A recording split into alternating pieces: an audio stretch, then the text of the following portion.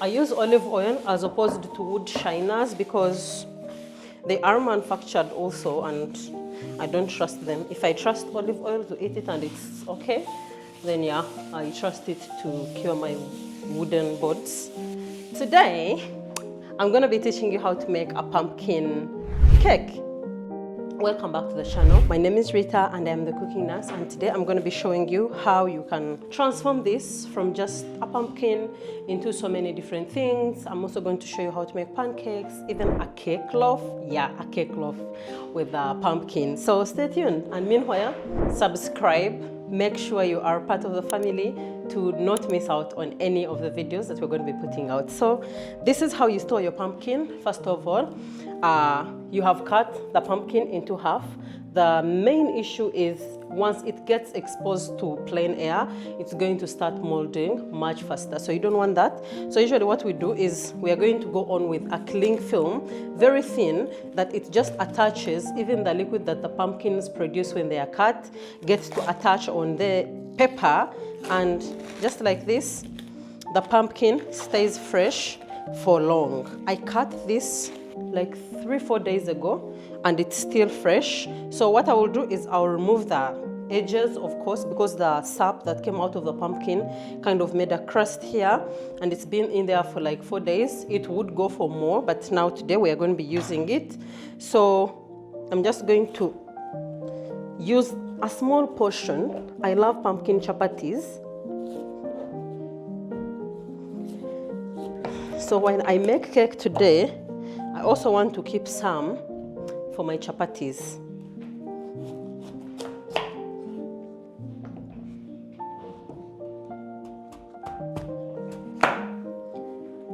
So the pumpkin seeds are super delicious, by the way, super nutritious.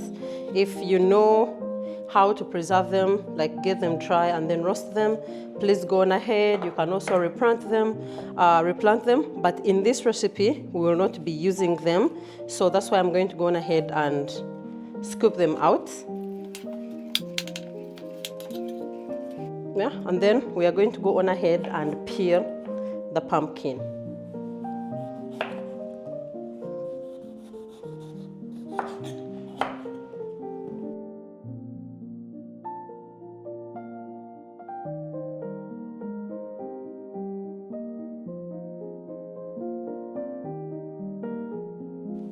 So you want to cut them into smaller chunks, which makes them easy to steam. You can also oven roast, depending, as long as you get the pumpkin cooked, that's all.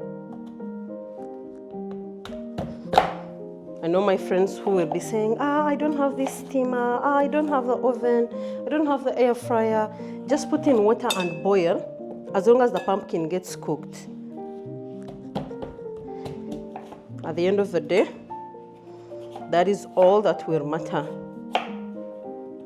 The end usually justifies the means. Also, meanwhile, while I fight with this pumpkin, please subscribe. Subscribe to this channel. Give this video a like. If you've just learned something new, you probably don't even like pumpkins, or your children don't like pumpkins, but now you're going to make cake, or maybe they love cake, or they love chapatis. So you get to be creative in the kitchen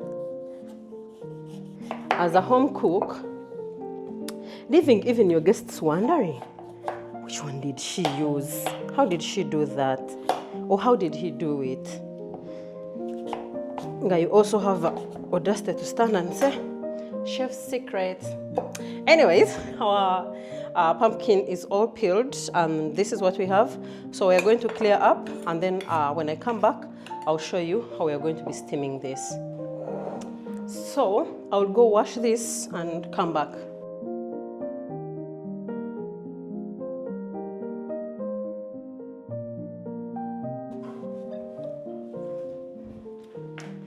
So we are back, and then I'm gonna show you my little DIY steamer.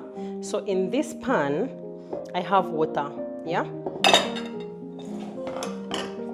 And then I thrifted this rack which can be like a pan rest. Like say for example, I bring this hot pan, I'm just going to put this pan on top, and I don't want to like spoil my tops.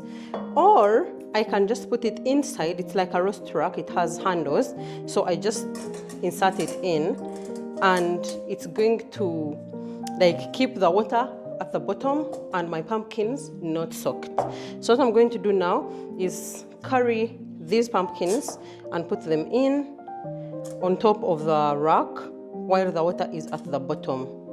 You put it in like this, and this rack kind of separates the water from the pumpkins, and while they are steaming, the steam comes up, cooks the pumpkin, but they do not get to be soggy. So when I come after cooking, like I'll show you, I'll just pick them out and we are good.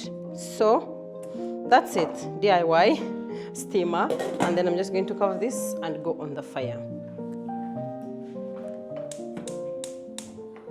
So we leave this one to steam and cook, and then we are going to get onto the cake base. So our pumpkin is ready, took about 15 minutes.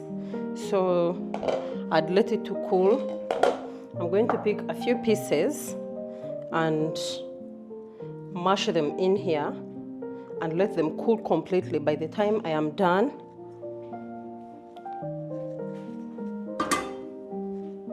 so you can also blend this and make a puree, or you can take your fork just like this and mash it.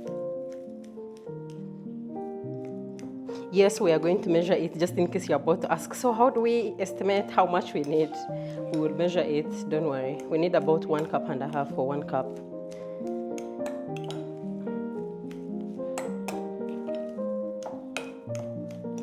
And the beauty about steaming this is that, as you can see right now, we just have the pumpkin. The water stayed down, they are not soggy, it's just as firm as it can get. And just that way you're able to control how much or how good or how bad your cake can actually come out. So here we are. This one is just going to go here so that it cools completely while we work on the cake. Yeah, so we have our pumpkin there. We'll measure it when it's going in. And then here we have 1 cup of butter. This is margarine. It's at room temperature. So as you can see, this is our mixing bowl where we're going to be making the cake. We have 1 part sugar, 1 cup sugar. So equal parts butter and sugar. They are both going to go in here. We have 3 cups of all-purpose flour. We have 4 eggs, 4 normal eggs. I see sometimes people who don't live here say large eggs, so I don't know if they're ostrich eggs they mean, but yeah, 4 normal eggs. We have 100 mils of milk. This is normal pasteurized milk. And then we have the spices, like I'm going to show you. We have our leaveners, baking soda and baking powder. We have some salt. I'm going to be using cardamom powder. I'm going to be using cinnamon, nutmeg, and some ginger powder. So pretty much that's it. The basics, as usual, we're going to cream these 2 ingredients as they are the base of this cake. There is another recipe that uses oil. You can use that if you do not have time to whisk. I feel like I like butter cakes more or better, so it's up to you. Whatever you prefer, you do that, my babes, okay? Meanwhile, if you haven't subscribed yet, I'll make you buy my pumpkin, because why? Why? Do you want to kill me? Do you want to play with my feelings? So I'm just going to first go in with a spatula and make sure these like get to know each other before I introduce the whisk or a stand mixer, which I won't be using because this is very little and I could use some exercise. What do you think? Yeah, I could use some exercise. So you want to make sure these are together, or else they can just, you know, if you're not using like a stand mixer that has a cover, it can just easily go off. So yeah, now we have this texture.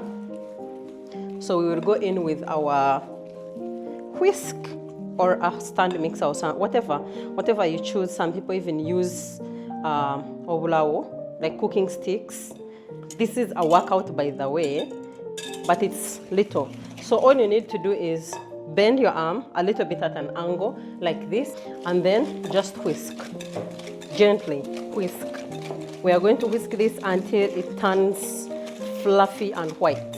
Yeah, it's gonna be a minute, a hot one for me especially, but for people who don't have stand mixers, I'm your girl. So this is how it's looking right now. Yeah, just poured some, but it's okay. So this is how it's looking right now, and we are going to just whisk it until it's all together, all combined, whitish and pale, and also doubled in amount or in size, whatever you choose to call it. Okay, so as you can see, it's now fluffy, lighter and pale in color. So what we are going to do right now is break in our eggs, and as the roll still stands, you break one egg into a cup or a jar, and then you pour it in like that. You whisk this egg until it's well incorporated into the butter and sugar mixture, just like this.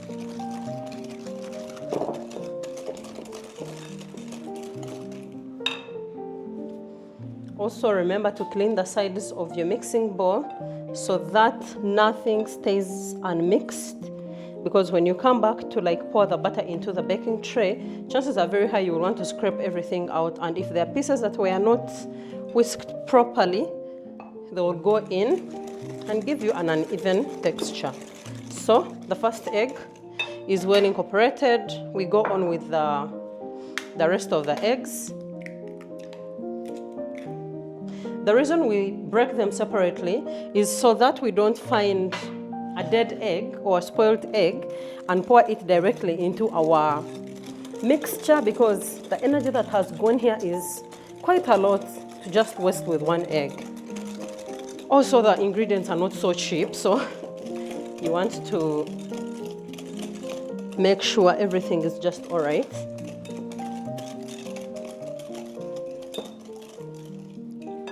And getting a dead egg is like counting 1, 2. So please.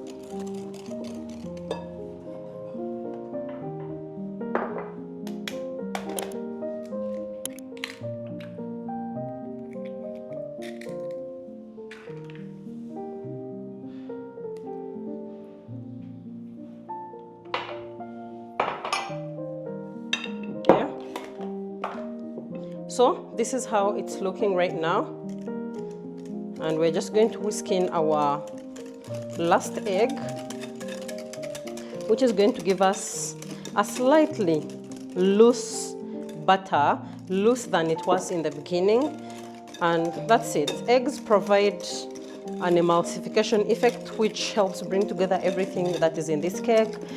So in that case, they act as binders. They're also rich in protein, so yeah, if we are going to be having sugar, we can also as well just add in some 4 eggs to counteract the effect. But anyways, whisk, whisk, whisk. By the way, if you don't have energy, at least you have skill, okay? So this arm is actually supporting this plate, this bowl, gently, but it can easily go around while I whisk. which makes it uniform for me. So here we have our mixture, eggs, sugar, and butter. Now we are going to set it aside and measure our pumpkins, pumpkin puree, pumpkin mash, whatever you want to call this. And I said I need 1 cup. 1 cup or 1.5. I'm most likely going to use all of this because I'm good at measuring. I measured it in the beginning. So here we are with our pumpkin. Like I said, it's not going to like harm us, so I can as well just add it in now.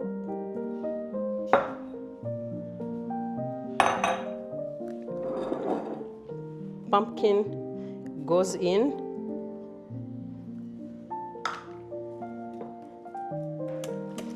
So we need to disintegrate this into our previous mixture, just like this.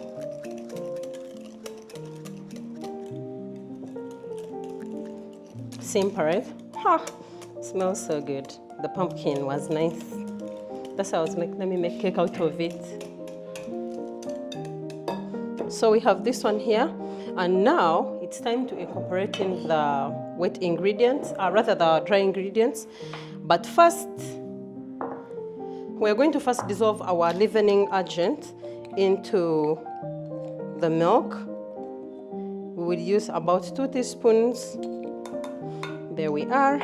So we're going to dissolve this one as it helps it work much faster or better. But yeah, that's a secret with this recipe. And then we are going to get a pinch of salt. I'm using the pink salt. We get a pinch of salt. We will use 1 teaspoon of cardamom.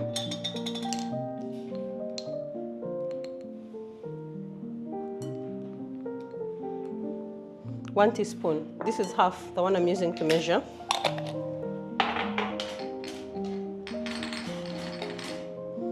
And then I need 2 teaspoons cinnamon. I also need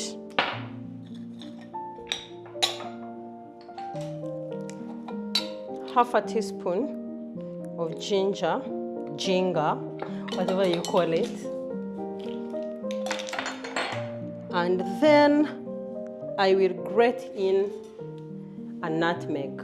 Yeah, this is how a nutmeg looks like. So I'm just going to grate it in. These ones are already deseeded, so that's how it looks like. Kukumanga brings life, by the way, to pastries. So I'm going to grate in until my voice tells me to stop, but I'm using about a teaspoon.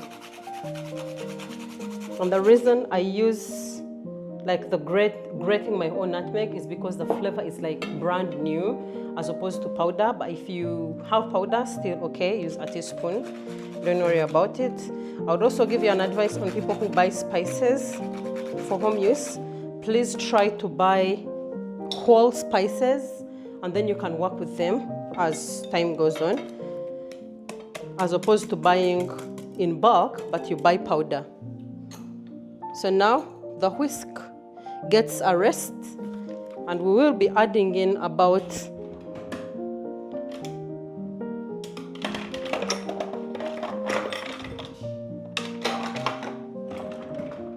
2 teaspoons vanilla extract.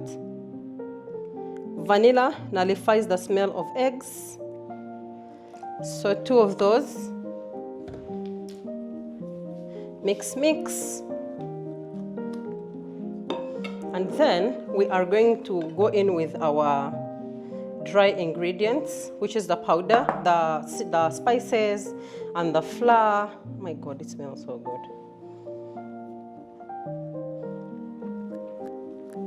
And then we tuck it in.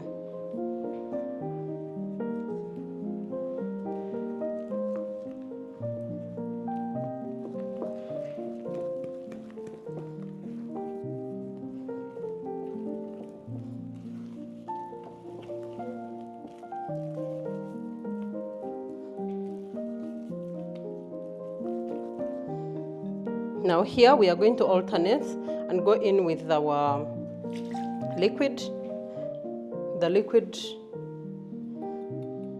ingredients, which also had the baking soda. So mix this perfectly well before going in with the flour, and we are actually ready to bake. I will preheat my oven at 180 degrees Celsius for 10 minutes before I put it in. You want to bake in a preheated oven so that the temperature is like static. It's already set to 180, as opposed to putting things in when the temperature is still picking up. It may refuse or fail to rise.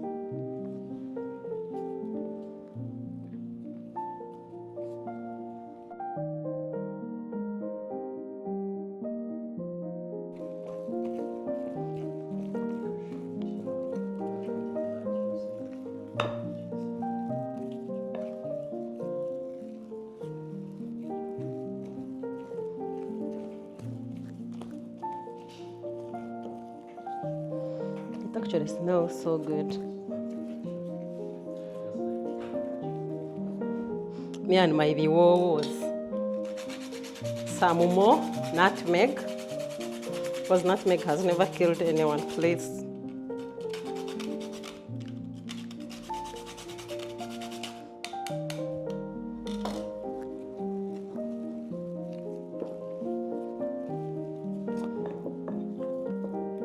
So everything has come together now, and there we are, done and dusted.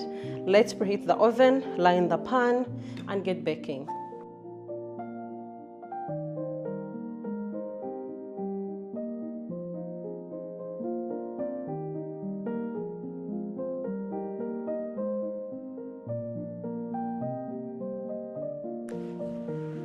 So we are going to put this in the oven, a preheated oven. You want to make sure you put it in the middle, and the time is going to be 1 hour. We'll check it at 45 minutes. So yeah. So our loaf has cooled down now, and I want us to slice into, but meanwhile, as we do this is the end of the video. I hope you try this recipe out because it smells amazing. I can't wait to test it, and I hope you subscribe, stay here, and be part of the family, and I can't wait to see you at the top. Let's cut into this. There's a tip on when you're cutting a cake. There's a reason why the cake knife is serrated, so that you do not just cut deep. You need to sew the cake so that it stays or maintains the texture, yeah? So, oh my God. The texture is so good. I thought it was going to be like dense-ish, but it's not, as you can see. Yeah? The texture is so good, and it looks good. I bet anyone could tell that it's a pumpkin loaf, unless we told them, even given the fact that it smells really, really amazing. So let's do a taste test and see you again in my next video. The taste test is the crumbs. Ciao.